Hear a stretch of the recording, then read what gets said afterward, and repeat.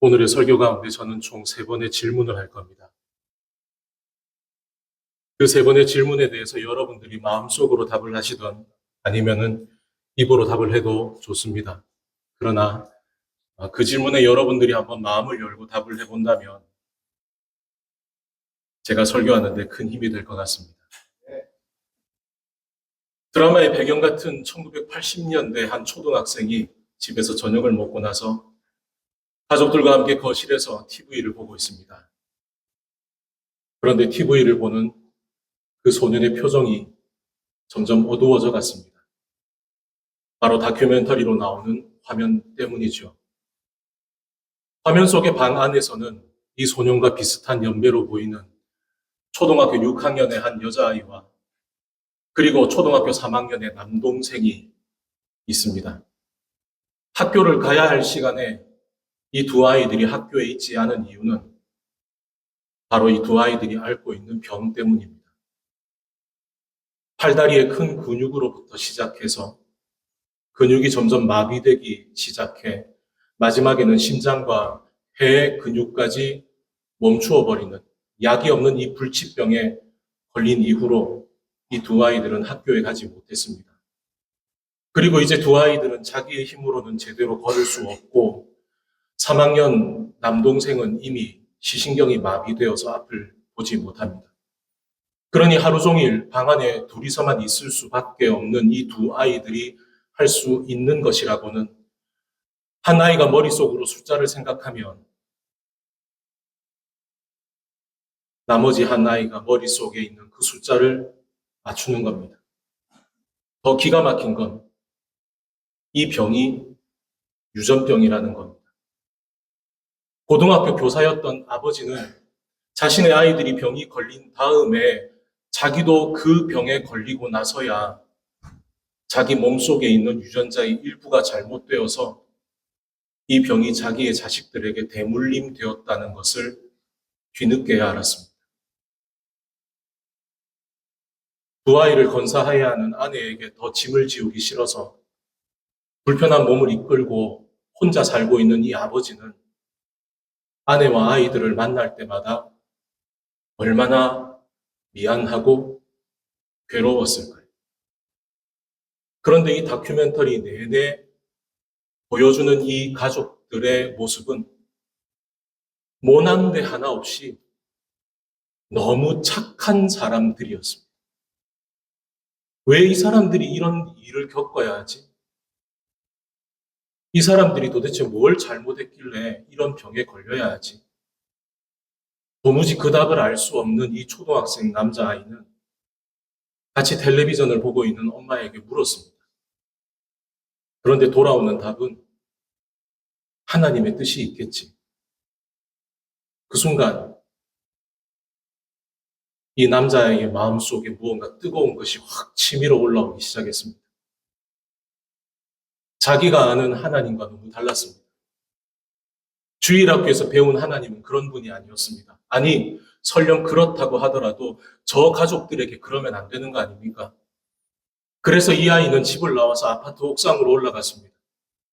그래서 아파트 옥상에 올라가서 그때부터 하늘에 대고 삿대질을 하기 시작했습니다. 깜깜한 밤 하늘에 한 번도 만난 적이 없는 하나님에게 그는 큰 소리를 치기 시작했습니다. 왜입니까? 도대체 저 가족들이 뭐가 그렇게 큰 죄를 저질러서 그렇게 아파야 합니까? 당신의 뜻이 있다면 도대체 당신의 뜻은 어디에 있습니까? 엄마에게 듣지 못한 그 하나님의 뜻이라는 걸 한번 제대로 듣고 싶어서 이때까지 살면서 한 번도 만난 적이 없는 그 하나님이 하늘 저기 어딘가 계실 거라고 생각하고는 이 아이는 있는 힘껏 고래고래 고함을 치기 시작했습니다. 어떻게 하나님 앞에 감히 삿대질을 하면서 고함을 치냐고. 그런데 그런 회개의 마음이 일어나는 것과는 정반대로 점점 화가 난 이 소녀는 마침내 입에서 욕을 하기 시작했습니다. 신기한 걸 하나 깨달았습니다. 자기에게 욕의 재주가 있다는 걸 그날 이 친구는 처음 알았습니다. 학교에서 친구들과 주먹 다짐을 할 때에도 욕은 한 번도 안 했는데 들어왔던 욕, 배워왔던 욕, 그리고 자기의 머릿속에서 새롭게 창조되는 수많은 욕들이 이 초등학생 입에서 마구 쏟아져 나오기 시작했습니다. 그리고 이 학생은 하나님에게 계속 쏘아붙였습니다. 나를 가만히 두지 마시라고. 성경에서 하셨던 것처럼 나에게 벌을 한번 내려보라고. 당신이 진짜 살아계시면 당장 하늘에서 벼락을 쳐서 나를 죽여보라고. 그리고 마침내 하나님에게 최후 통첩을 합니다. 만약에 지금 벼락이 내려서 나를 죽이지 않으면 나는 하나님이 없다라고 생각하고 나는 교회에 다 나가지 않겠다고. 나는 더 이상 하나님을 믿지 않겠다고. 평소에 늘 무서웠던 아버지는 네가 우리 집에서 5대째 신앙을 이어가는 거야 라고 얘기하셨지만 그 순간 이 아이는 이제 내 때 우리 집안의 신앙이 5대째에서 끝이 난다고 해도 아버지가 하나도 무섭지 않았습니다. 한밤중에 아파트 옥상에서 그렇게 큰 소리를 질러대니 이제 아파트 사람들이 나를 어떻게 생각할까 하나도 걱정이 되지 않았습니다.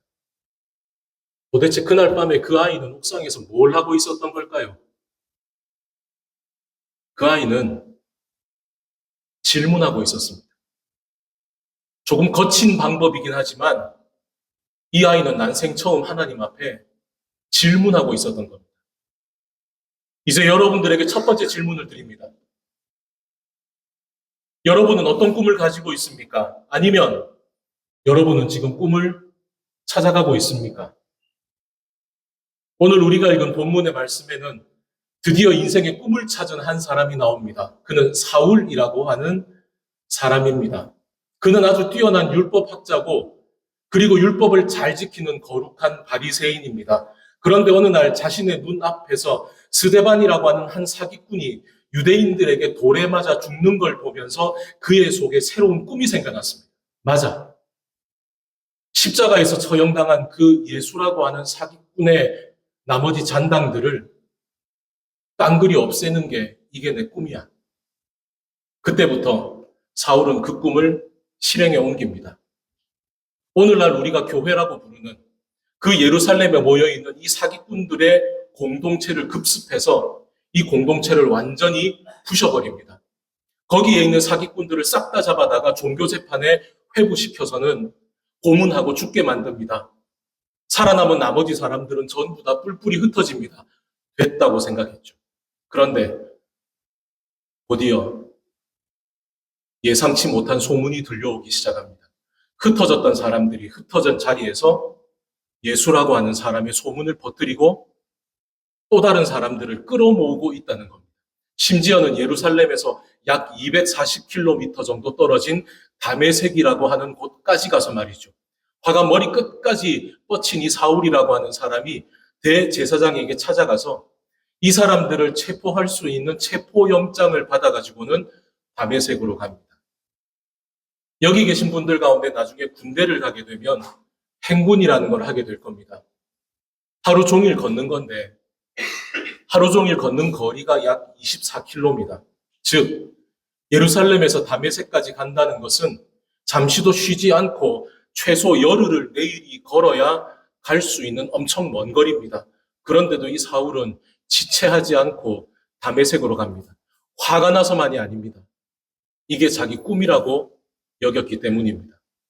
그런데 다메섹에 다 와서 사울이 절대로 한 번도 상상해보지 못한 변수가 하나 생깁니다. 바로 큰 빛이 자기 앞을 가로막은 겁니다. 그리고 그 빛에서 목소리가 들려옵니다. 사울아, 사울아, 네가 왜 나를 박해하냐? 빛 속에서 들려오는 음성이 사람일 리가 없다는 것을 알게 된 사울이 이렇게 묻습니다. 주님, 누구십니까? 그래서 답이 들려옵니다. 나는 네가 박해하는 예수다. 다메섹으로 가라. 그 빛을 보고 난 다음에 사울은 두 눈이 멀어버렸고 당당하게 들어가려고 했던 그 다메섹을 사울은 다른 사람의 손에 이끌려서 끌려 들어갑니다. 그의 계획이 다 무너졌고 그의 인생은 한마디로 나락에 떨어졌습니다.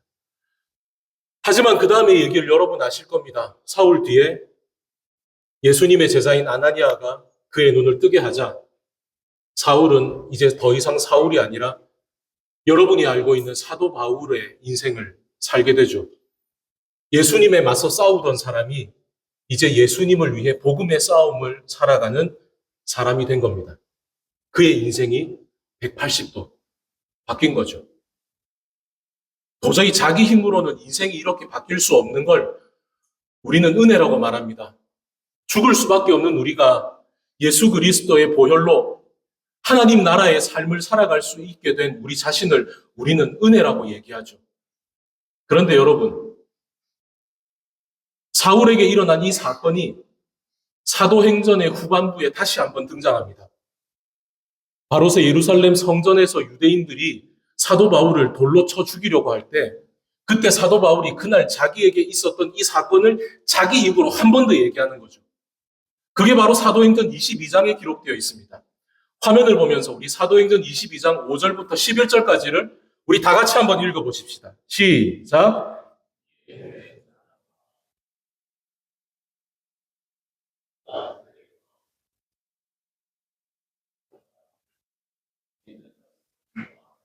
예루살렘으로 끌어다가 형벌받게 하려고 가더니 가는 중 다메섹에 가까이 있을 때 오전쯤 되어 호련히 하늘로부터 큰 빛이 나를 둘러 비치매 내가 땅에 엎드려서 들으니 소리 있어 이르되 사울아 사울아 네가 왜 나를 박해하느냐 하시거늘 내가 대답하되 주님 누구시니까 하니 이르시되 나는 네가 박해하는 나사렛 예수라 하시더라.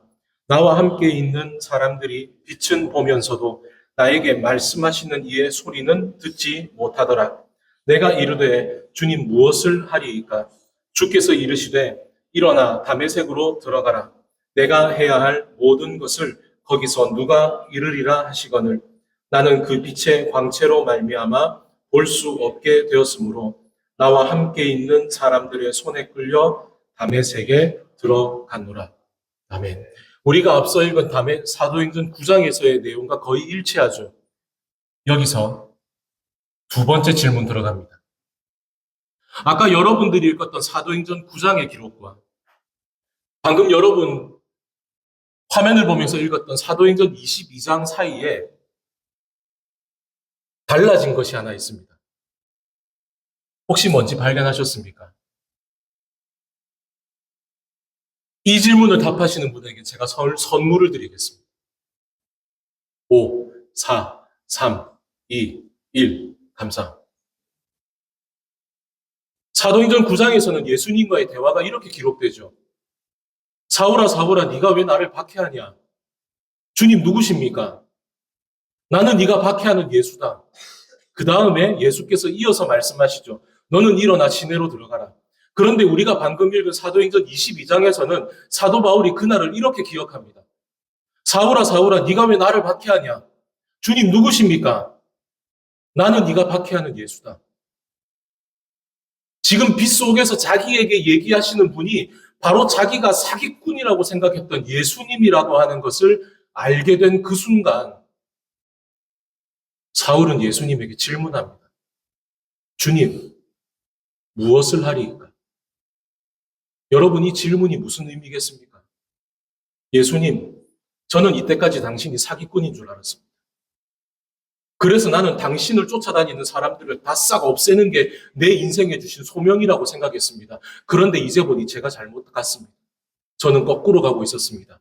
그런데 이제 당신이 주님이시라는 걸 알았으니 저는 어떻게 살아야 됩니까? 그 질문에 대해서 예수님이 주신 답이 뭡니까? 너 일어나서 다메섹으로 들어가라. 사울이 다메섹으로 들어갈 수 있었던 것은 예수님이 보내셔서만이 아니라 내 인생을 어떻게 살아야 되느냐고 예수님에게 사울이 질문했을 때 예수께서 그의 인생을 180도 바꿀 수 있는 은혜의 계획을 다메섹에 다 준비해 두셨다는 답을 들었기 때문입니다. 즉 사울의 그 질문은 사울의 인생을 은혜로 바꾸는 인생의 첫걸음이 된 거죠. 그날 밤에 하나님에게 삿대질하고 온갖 욕을 퍼부었던 그 소년은 살았을까요? 죽었을까요? 그 소년의 이후의 이야기는 동화처럼 이렇게 기록될 수 있습니다. 그날 밤 하나님은 자신만의 특별한 방법으로 이 소년을 만나 주셨습니다. 다행히 목숨을 건진 그 소년은 살아서 옥상에서 내려왔고 시간이 지나서 목사가 되었습니다. 그리고 그는 지금도 여전히 질문하고 있습니다. 여러분, 목사는 어떤 사람일까요? 목사는 성도들의 질문에 답을 내주는 사람이 아닙니다. 목사는 질문하는 사람입니다. 목사는 하나님의 말씀을 그리고 기도를, 예배를, 삶을 통해 하나님 앞에 설 때까지 끊임없이 질문하는 사람이고 답을 찾아가는 사람입니다. 그렇다면 여러분, 목사만 그렇겠습니까? 그리스도인은 자기가 살아가는 삶과 그리고 자기가 살아가는 세상 속에서 하나님 앞에 질문하고 그 답을 찾아가는 사람입니다. 오늘 설교의 제목은 그래서 질문입니다. 오늘 여러분이 살아가는 예담학교에서는 여러분이 궁금한 지식을 답해 줄 수 있는 최고의 선생님들이 옆에 계십니다. 여러분의 옆에는 여러분보다 먼저 여러분의 인생 고민을 하고 지나왔던 여러분의 선배들이 있습니다. 그리고 여러분의 옆에는 지금 여러분과 같은 고민을 하고 있는 여러분의 친구들이 있습니다. 그러나 이 자리에 모여있는 모두들은 하나님 안에서 여러분과 함께 기도하고 질문하고 그 인생의 답을 찾아가는 동력자들이 있습니다. 그러나 여러분 잊지 마십시오. 여러분들은 여기에서 사람에게 질문하는 것만이 아니라 하나님 앞에 질문해야 합니다. 여러분 기도는 내가 원하는 것을 얻기 위해 하나님 앞에 떼를 쓰거나 아니면 하나님 앞에 협박하는 게 아닙니다. 기도는 질문입니다. 내가 궁금한 것들을 가지고 나와 하나님 앞에서 답을 얻는 과정입니다. 예수께서 말씀하셨죠. 구하라. 그러면 주실 것이요. 찾으라. 그러면 찾을 것이요. 두드리라. 그러면 너희에게 열릴 것이라고. 오늘도 예수님은 누군가가 인생의 질문들을 가득 안고 당신의 문을 두드리는 그 사람을 기다리고 계십니다. 누가 하시겠습니까? 이제 인생의 마지막 세 번째 질문입니다. 여러분, 질문하고 있습니까? 질문하십시오. 이곳에서의 시간이 치열하게 여러분의 세상과 싸우며 질문하며 답을 얻는 시간이 되십시오. 기도하시겠습니다. 하나님 아버지, 예담에서의 시간이 이곳에서의 삶을 살아가는 모두에게 하나님 앞에 치열하게 질문하는 자리가 되게 해주십시오. 그 질문을 통해 주님을 만나게 하시며 주님의 뜻을 더욱 깊이 깨달으며 주님의 뜻을 이 땅 가운데 이루어가는 귀한 시간이 되게 하여 주시옵소서. 이제는 우리 주 예수 그리스도의 은혜와 하나님 아버지의 사랑하심과 성령의 인도하심이 이제 이 땅 가운데 질문을 잃어버린 세대가 아니라 하나님 앞에 나아가 질문하며 주님의 뜻을 깨닫기를 소망하는 사랑하는 모든 당신의 아들, 딸들의 머리 위에와 이곳에서의 모든 과정 가운데 이제로부터 함께 하시기를 간절히 축원하옵나이다. 아멘.